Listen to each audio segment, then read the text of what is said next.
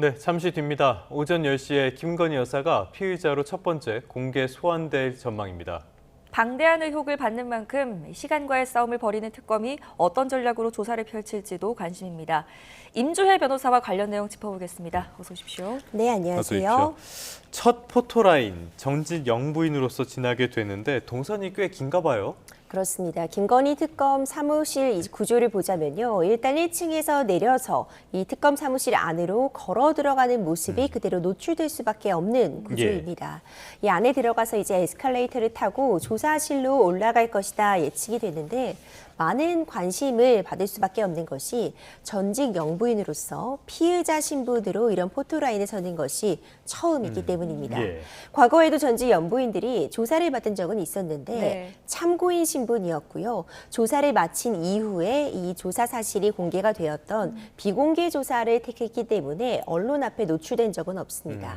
피해자 신분으로 조사를 받는 건 이제 김건희 여사가 재직 중에 그러니까 윤석열 전 대통령이 여전히 대통령으로 일하고 있을 당시에 도이치모터스 이런 역할 등과 관련해서 있었지만 당시에는 방문 조사였죠. 그렇기 때문에 이렇게 공개적으로 소환 조사가 시행이 되는 건 이번이 처음이라고 평가할 수 있습니다. 네, 김 여사가 출석하면서 어떤 메시지를 낼 가능성에 대해서 어떻게 보세요?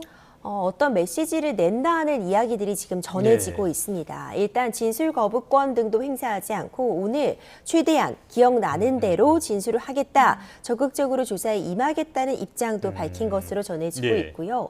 이 우리가 흔히 얘기하는 이 포토라인 앞에 서서 언론을 향해 그리고 국민들을 향해 짧게나마 어떤 메시지를 낼 것이다라는 이야기가 나오는데 그것이 어떤 사과의 메시지가 되는 것인지 아니면 이와 관련해서 뭐 적극적으로 수사를 받겠다는 수준의 통상적인 이야기가 될 것인지 아직 예측하기는 어렵지만 어떤 방식으로든 본인의 생각을 표현하는 그런 과정을 거칠 가능성 있어 보입니다.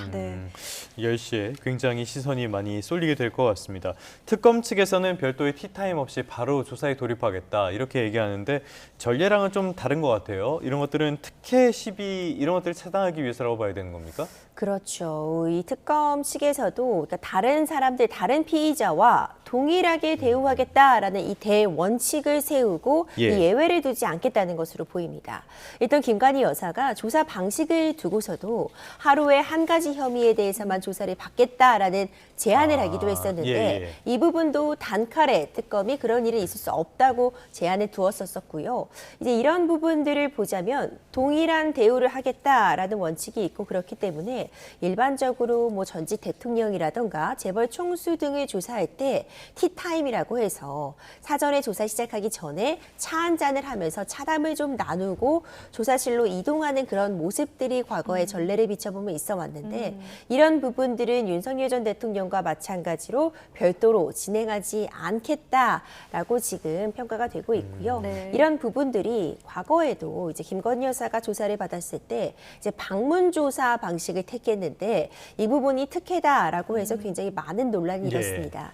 이런 부분들도 다소 좀 인식한 처사가 아닌가 생각이 됩니다. 오늘 조사가 과연 몇 시까지 이루어질지도 관심인 것 같습니다. 일단 김건희 여사는 특검 측에 오후 6시 전까지는 좀 끝내달라라는 요청을 했는데 특검 측은 원칙대로 하겠다라는 입장이고요. 만약에 이게 피의자 당사자가 심야 조사를 거부하면 강행할 수는 있는 겁니까? 당사자, 피의자가 심야 조사까지는 받지 않겠다, 심야 조사에 동의하지 않으면 심야 조사는 이루어질 수 없습니다. 이제 9시 정도를 넘어서서는 조사가 이루어지지 않을 가능성이 현재로서는 높아 보입니다. 이미 6시 정도까지만 조사를 하자 건강상의 어떤 우려가 있다라는 입장이 나왔기 때문에 저녁 식사를 하고 그 이후에 일부 조사는 이어질 수 있겠지만 밤 늦게까지, 이제 새벽까지 이어지는 조사는 어려울 것으로 보이고요. 이 정도 시간까지 조사를 마치려면 이 조서를 열람하는 데 드는 그 시간 같은 부분들도 좀 감안이 되기 때문에 이제 이런 부분들은 지금 변호인이 선임된 단계라 또 1차, 한 차례 조사만으로는 끝날 수 없다는 부분들이 감안이 된다면 이 시간 정도는 서로 어느 정도 조율을 하지 않을까 생각이 됩니다. 뭐 심야 조사 안 받으면 여러 차례 조사를 받으면 되는 일이니까요. 워낙 혐의가 많으니까 이 혐의에 대한 내용 간략간략하게 짚어보도록 하겠습니다. 첫 번째로는 주가 조작 사건. 도이치모터스가 일단 핵심이 되겠죠? 그렇습니다. 도이치모터스 사건은 사실 이미 꽤 많이 알려진 사안이었습니다. 예. 그런데 이 특검이 출범하기 이전에 김건희 여사에 대해서 관련이 없다. 그러니까 도이치모터스가 의도적으로 전주들을 모집해서 주가를 부양시켰다. 이런 부분들이 문제가 되었는데 관련자들, 이 도이치모터스 주가 조작과 관련해 문제가 된 당사자들은 이미 법적인 처벌을 받았는데 이에 김건희 여사의 계좌 역시도 확인이 되었지만 김건희 여사는 이 주가 조작 혐의에 대해서 아는 바가 없었다라는 이유로 불기소 처분을 받았습니다. 하지만 재조사 결정이 최근에 있었고 그와 관련된 의혹들도 지금 정조준하고 있는 상황인데요. 과연 김건희 여사는 이 도이치모터스 주가 조작에 본인의 계좌가 활용이 되었는데 그 과정에서 이것이 의도적인 주가 부양이었는지를 인식하지 못했느냐 아니면 인식하고도 계좌를 맡기고 이를 통해서 차익의 실현을 거뒀느냐 이 부분이 지금 핵심적으로 문제가 되고 있고 이 부분에 대한 조사 오늘 고강도로 진행될 예정입니다. 네, 지금 주가 조작 사건은 또 삼보토건 건도 있지 않습니까? 보니까 이제 특검도 굉장히 집중적으로 수사를 해왔고 그제는 박진 외교부 전 장관도 불러서 조사를 했는데 윤 전 대통령과 김건희 여사가 어떤 혐의를 지금 받고 있는 건가요? 이 삼보토건 관련된 의혹은 상대적으로 도이치모터스 건보다 특검 출범 전에는 덜 알려졌던 사안입니다. 그렇죠. 예. 이 삼보토건이라는 회사의 주가가 일명 우크라이나 재건주라는 그런 테마주로 묶이게 되면서 네. 급격하게 주가가 상승한 부분이 지금 문제가 되고 있는데요. 이 과정에서 윤석열 전 대통령 부부가 예정에도 없던 우크라이나 방문을 단행을 하면서 오히려 이런 부분, 그러니까 주가가 상승하는 데 큰 영향을 미쳤습니다. 문제는 삼보토건은 우크라이나 재건 사업에 참여할 역량도 없고 의도도 없는 상태에서 고의적으로 예. 이런 뉴스만을 흘림으로써 주가를 부양시키고 이 관련자들, 특히 임직원들이 막대한 시세 차익을 얻은 것이 지금 문제가 되는 사안인데 네. 윤석열 전 대통령 부부도 이런 삼보토건의 주가 부양에 관여한 바가 있는 것 아니냐라는 의혹입니다. 특히 지금 김건희 여사의 어떤 여러 가지 자금 관리 등을 담당하고 이 블랙펄 인베스트의 전 대표, 이 전 대표 같은 경우에도 단체 메시지 창에 내일 삼보 체크 이런 대화를 남기기도 했는데 예. 이것이 삼보토건이 이제 급격하게 주가가 상승할 것을 미리 알고서 남긴 것 아니냐라는 의혹을 받고 있습니다. 이제 이런 부분들이 더해져서 이 우크라이나 방문 역시도 이 삼보토건 주가 부양을 위해서 어떤 이슈거리, 뉴스거리를 만들기 위한 방문이 아니었느냐 이 부분을 확인하기 위해 박진 장관 역시도 왜 갑자기 대통령 내외가 이런 순방 일정을 잡게 되었는지 그 사실관계 파악을 위해 참고인 신분으로 조사를 마쳤습니다. 알겠습니다. 지금 이야기가 나온 김에 이종호 전 블랙펄 인베스트먼트 대표 이야기도 해보도록 하죠. 최측근으로 알려져 있고 어젯밤에 결국에 구속이 됐습니다. 입을 열 가능성 어떻게 보세요? 이종호 전 대표 같은 경우에는 키맨으로 분류될 수밖에 없습니다. 지금 김건희 특검이 조사하고 있는 이 혐의점은 대부분 공통된 부분이 있는데 결국 뭐 어떤 공천에 있어서의 개입 의혹 그리고 어떤 주가 부양 이 모든 과정에서 어떤 청탁이 있었고 이 청탁이 과연 윤석열 전 대통령 부부에게 전해졌으며 그에 따른 대가를 수령하고 실제로 어떤 수사에 외압을 작용한다거나 공천에 개입한다거나 어떤 이권을 준 것이 있느냐 이 부분이 사실 줄기가 동일하다고 볼 수 있는데요. 이종호 전 대표 같은 경우에는 그런 청탁을 전해 듣고 지금 김건희 여사에게 전달한 메신저 역할을 한 것으로 특검은 보고 있는 겁니다.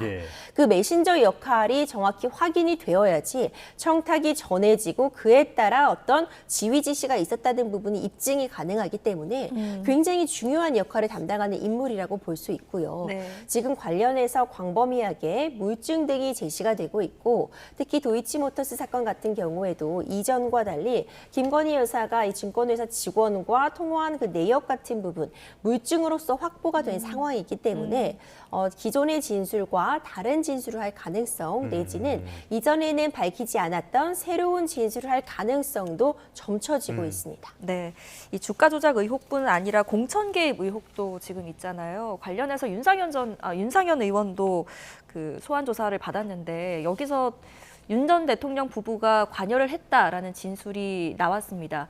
만약에 이게 진술을 토대로 혐의가 입증되려면 어떤 게 필요한가요?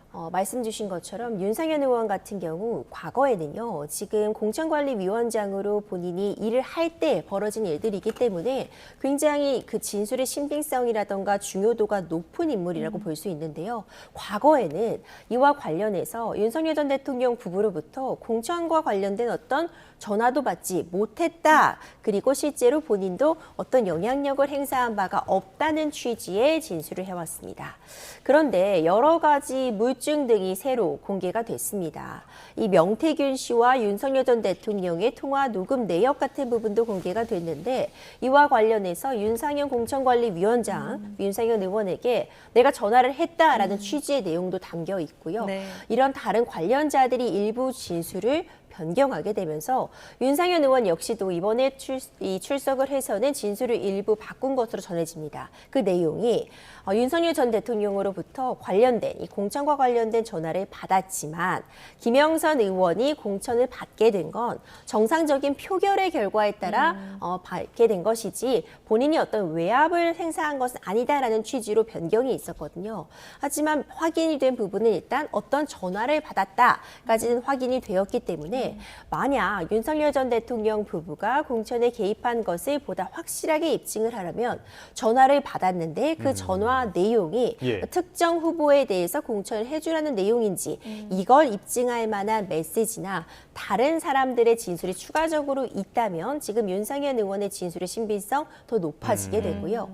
그리고 공천을 받는 과정에서 과연 정당하게 열심히 일한 후보가 공천을 받은 것인지 아니면 이 과정에 어떤 개입이 있는지는 지금 전방위적인 압수수색을 통해서 공천 관련한 그런 자료들, 이 이준석 대표에 대한 이준석 의원에 대한 압수수색이 단행된 것도 그 공천 당시의 자료를 좀 확보하기 위한 것으로 보여져서 어떤 추가적인 물증까지 확인이 된다면 이 공천에 개입을 하기 위해 어떤 지시가 있었고 그에 따라 공천이 이루어졌다는 그 연결고리가 확인이 되면 이 혐의점이 입증될 수 있어 보입니다.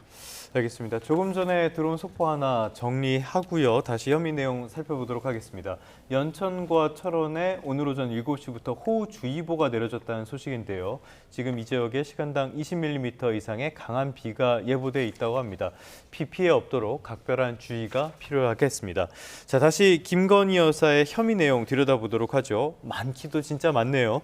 건진법사 청탁 의혹, 이 부분으로도 지금 수사가 집중이 될 것 같은데 통일교 교단 차원의 청탁, 이쪽이 있는 것이 아니냐 의혹이 좀 커지고 있는 것 같아요. 그렇습니다. 이 건진법사 관련된 부분은 이제 명품 백수수 논란이로도 또 많이 알려져 있습니다. 네. 고가의 명품백과 유명 브랜드의 고가의 목걸이를 지금 전성배 씨에게 통일교 측 관계자가 전달을 했고 이 통일교 측의 어떤 이권을 청탁을 하면서 이 고가의 제품들이 김건희 여사에게 전달이 되었는지 그래서 어떤 청탁이 실현되었는지 이 부분이 핵심인데요.